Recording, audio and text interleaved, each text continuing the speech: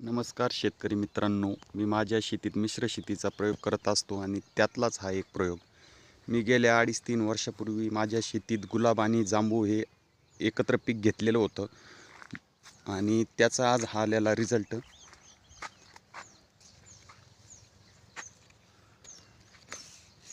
अशा प्रकारे तुम्ही बघू शकता की मी ही जी मिश्र शेती केलेली आहे आणि मी हा प्रयोग कायम करत असतो.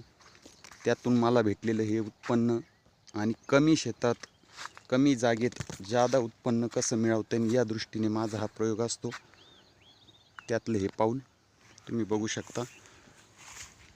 माझ्या प्रत्येक जो पीक आहे त्यात मी मिश्र शेतीचा प्रयोग करत असतो. त्यातलेच हे असे प्रयोग जे मी तुम्हाला दाखवतो.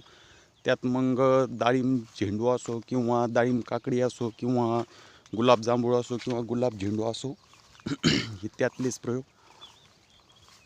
यातून काय होतं, कमी क्षेत्रात आपल्याला डबल उत्पन्न भेटतं आणि आपल्याला उत्पन्नाचं जरा सोर्स पण वाढतो.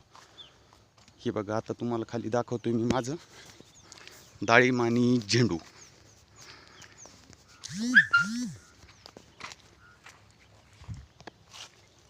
हे बघा, अशा प्रकारे 2 डाळिंबाच्या झाडांच्या मध्ये पण 2-3 झाडं बसवले. मध्ये पण एक सेपरेट गल्ली घेऊन इथं पण बसवलेले बघू शकता तुम्ही. डाळिंबाचं पण बघू शकता तुम्ही कसा माल आहे. तसं वास्तविक पाहता मी डाळिंब हा फक्त रोप तयार करण्यासाठीच बसवलेली झाडं आहे. चांगल्या क्वालिटीचे आणि चांगल्या दर्जाचे रोपं यापासून मी तयार करतो. काय होतं, जर माल धरला तर त्या झाडाची तेवढी हे नसती, कारण त्याची ह्युमिडिटी पॉवर जरा कमी झालेली असते. ह्या झाडांचं कसं, यांच्यात स्टोरेज चांगलं असतं कारण यांच्यावर माल धरलेला नसतो. आता हा जो काही थोडाफार माल तुम्हाला जो दिसतोय हा तोडून टाकला जाईल आणि परत ऑगस्टमध्ये याच्यावर रोपं तयार केले जातील. ठीक आहे, धन्यवाद मित्रांनो.